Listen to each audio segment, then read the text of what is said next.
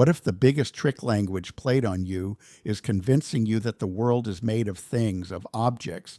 Every sentence you speak installs a hidden assumption. The rock falls. The mind thinks. The electron orbits. Each one presupposes a thing, a noun, that exists before anything happens to it. Your grammar tells you first there are objects, then they do stuff. But what if that's backwards? The mediated encounter ontology, MEOW, proposes that it is. Reality isn't made of things, it's made of structured interactions. Encounter events, relational, patterned, constrained, are what's ontologically basic. Objects, subjects, minds, worlds, these are all downstream. They're what you get when structured interaction stabilizes within a given scale of encounter. Take a boulder. At our scale, it's solid. Kick it and your foot will confirm this, but a photon passes through it. A neutrino barely registers it's there. On geological timescales, it flows. The boulder is real. You can stub your toe on it, but its reality is that of a scale-dependent stabilization, not a substance that exists independently of any encounter context. Change the scale, change the mediational architecture, and the object dissolves, flows, or vanishes. So what holds things together, if not substance? Constraint. The structural regularities that recur across encounters organized by radically different systems. Gravity constrains whether the encountering system is a human with a mass spectrometer or a beetle on a branch. Decay constants remain constant regardless of who's measuring them. These aren't projections. They're invariant patterns that persist across mediational variation. This is MEOW's realist anchor, not correspondence to some unmediated reality out there.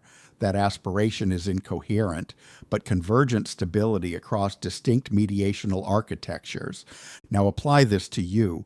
You are not an object either, and you're not a subject in the way you think. Within MEOW, subjecthood isn't a point of view on the world from the outside. It's a dynamic differentiation within the field, the locus at which the interactional field organizes itself into constraint and affordance relative to a self-maintaining system. To you, you're the subject and I'm the object, but don't objectify me, because to me, I'm the subject. This isn't a paradox, it's indexicality.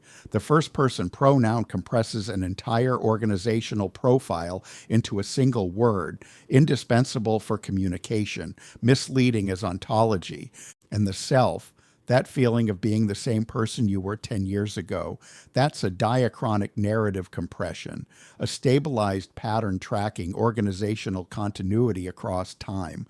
The continuity is real, memories, dispositions, embodied structure, but the self as a unified, bounded, persistent thing, that's the heuristic. The grammatical machinery that converts processes into objects has done it again, taken a pattern and stamped a noun on it. This is what MEOW calls the ontological grammar thesis. It's not that language determines thought, it's that grammatical structure scaffolds ontological reflexes, habitual patterns of categorization that feel inevitable because they're grammatically enforced.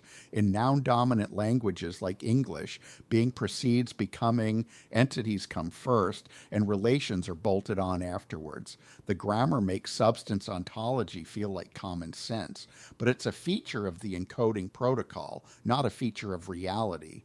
Watch what happens when you nounify a process. Consciousness. Mind. The moment these become nouns, you go looking for them as if they were things. Where is consciousness? Where is the mind? Nowhere, because they aren't things. They're organizational profiles. Mind is a heuristic container, a label bundling together a cluster of diverse phenomena because human social life requires it. The bundling serves coordination. Mistaking it for a metaphysical discovery is the error. The universe is durative. It's process. Stability is slow interaction. Identity is stabilized duration. We discretize this, turn flow into frames, turn becoming into being, turn verbs into nouns, because our grammar demands it. The discretization is useful. It's how we coordinate. But when we forget we've done it, we generate paradoxes and go looking for substances that were never there. The architecture of encounter doesn't reveal the hidden structure of reality.